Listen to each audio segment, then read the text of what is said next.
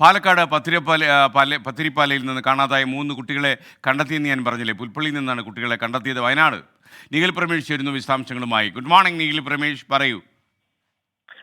Christian പത്തിരിപ്പാലയിൽ നിന്ന് ഇന്നലെ രാവിലെയാണ് 3 കുട്ടികളെ കാണാതായത്. സ്കൂളിലേക്ക് ഇറങ്ങിയെങ്കിലും സ്കൂളിൽ കുട്ടികൾ എത്തിയില്ലെന്ന് സ്കൂൾ അധികൃതർ പിന്നീട് ബന്ധുക്കളെ അറിയിക്കുകയായിരുന്നു. 10ാം ക്ലാസ് വിദ്യാർത്ഥികളായ അതുൽ കൃഷ്ണ, ആദിത്യൻ, 7ാം ക്ലാസ് വിദ്യാർത്ഥി അനിരുദ്ധ് എന്നിവരെയാണ് കാണാതായത്. ആ സമയം മുതൽ തന്നെ രക്ഷിതാക്കളും അധ്യാപകരും ഒക്കെ വലിയ ആദിയിലായിരുന്നു.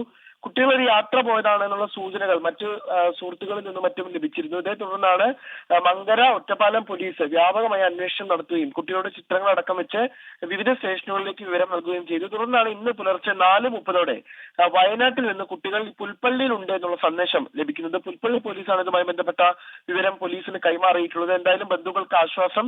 ബന്ധുക്കൾ ഇപ്പോൾ വയനാട്ടിലേക്ക് തിരിച്ചിരിക്കുകയാണ്. കൂടുതൽ വിവരങ്ങളൊന്നും അറിവായിട്ടില്ല.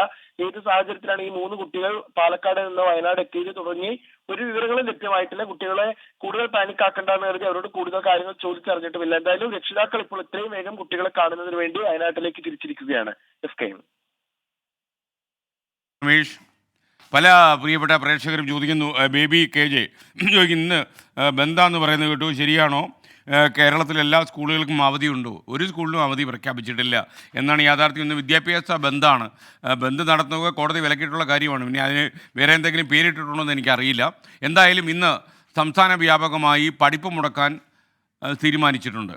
അതേസമയം ഒരു വിദ്യാഭ്യാസ സ്ഥാപനത്തിനും ഇന്ന് അവധി പ്രഖ്യാപിച്ചിട്ടില്ല. സ്കൂളുകളൊക്കെ സാധാരണഗതിയിൽ പ്രവർത്തിക്കും. അടിയന്തര സാഹചര്യമുണ്ടായാൽ അവധി പ്രഖ്യാപിക്കാൻ ജില്ലാ കളക്ടർമാർക്ക് അധികാരമുണ്ട്. അവരായിരിക്കും തീരുമാനമെടുക്കുക.